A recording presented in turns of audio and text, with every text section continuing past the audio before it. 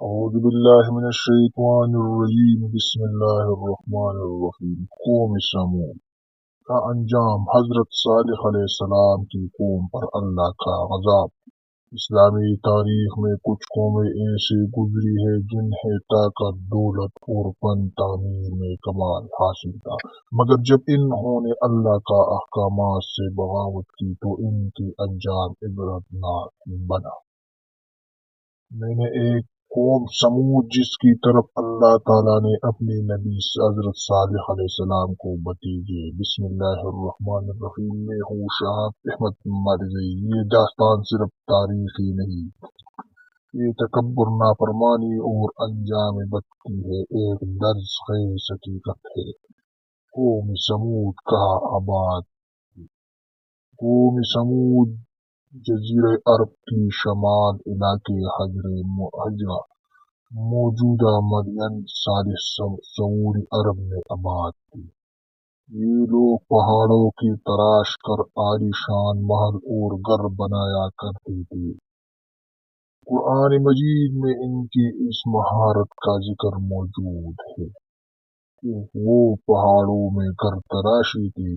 ان کے پاس بے شمار مال مویشی، سرسبز باغات، مضبوط قلعے، وسیع کھیتیاں، مگر دولت اس طاقت نے اس کے دلوں میں غرور بھر دیا تھا۔ حضرت صالح علیہ السلام کی بحثیت اللہ تعالیٰ نے انہی کی قوم میں سے حضرت صالح علیہ السلام کو نہیں بنا کر بھیجا۔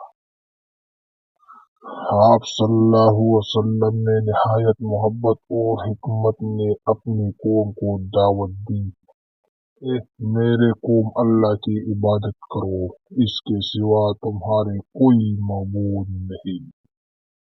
مگر سرداران قوم نے کہا، اے صالح، ہم تو تمہیں بڑا عقل مند سمجھتے تھے، اب تم ہمیں ہمارے باپ دادا کے دین سے روک دیا جاتا تھا۔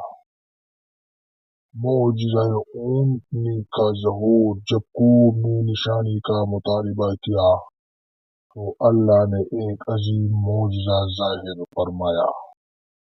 ایک سخت چٹان سے ایک زندہ، مکمل اور خوبصورت اونٹنی نکل آئی۔ یہ اللہ کی نشانی تھی۔ حضرت صالح علیہ السلام نے فرمایا، یہ اللہ کی اونٹنی ہے، یہ نقصان نہ پہنچانا۔ ایک دن یہ پانی پیتی اور ایک دن تم نے اونٹنی قوم کے لیے آزمائش کی۔ نافرمانی اور جرم۔ ابتدا میں لوگ حیران ہوئے، مگر چند سرکش سرداروں نے سازش کی۔ انہوں نے کہا، اگر یہ اونٹنی ختم ہو جائے تو صالح کی نبوت کا دعویٰ بھی ختم ہو جائے گا۔ چنانچہ ایک بدبخت شخص نے اونٹنی کی کونچی کاٹ دی اور اسے قتل کر دیا۔ یہ اللہ کی کھلی نشانی کا خلاف بغاوت تھی۔ آخری وارننگ۔ حضرت صالح علیہ السلام نے فرمایا، 3 دن اپنے گھروں سے فائدہ اٹھا لو، اس کے بعد عذاب آئے گا۔ پہلے دن ان کے چہرے زرد ہوئے، دوسرا دن سرخ، تیسرا دن سیاہ، مگر پھر بھی وہ نہ مانے عذاب الہی۔ چوتھے دن صبح سویرے زبردست چیخ، سیاہ خوفناک زلزلہ، آسمانی گرج اتنا شدید کہ ان کے دل پھٹ گیا۔ قرآن میں بیان ہے کہ وہ اپنے گھروں میں اونٹنی منہ گری رہ گئی، جیسے کبھی وہاں آباد ہی نہ تھی۔ صرف حضرت صالح علیہ السلام اور ایمان لانے والے محفوظ رہے۔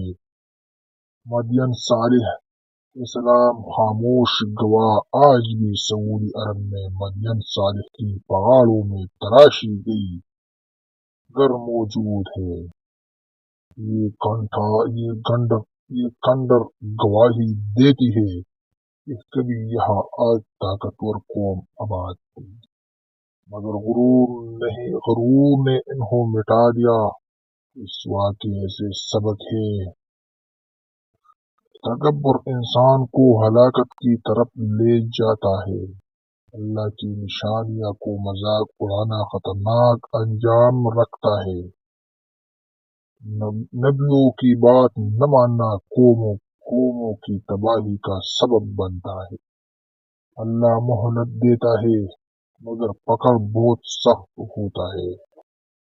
خلاصہ، قوم سمود ترقی یافتہ، طاقتور اور مالدار تھے، مگر جب انہوں نے اللہ کے نبی حضرت صالح علیہ السلام کو چٹلایا اور معجزاتی اونٹ کو قتل کیا تو اللہ کا غضب ان پر نازل ہوا اور وہ تاریخ کا حصہ بن گیا۔ یہ داستان آج بھی ہمیں یاد دلاتی ہے طاقت، دولت اور شہرت کچھ بھی نہیں اگر انسان اللہ کا حکم کے خلاف چلے۔ اگر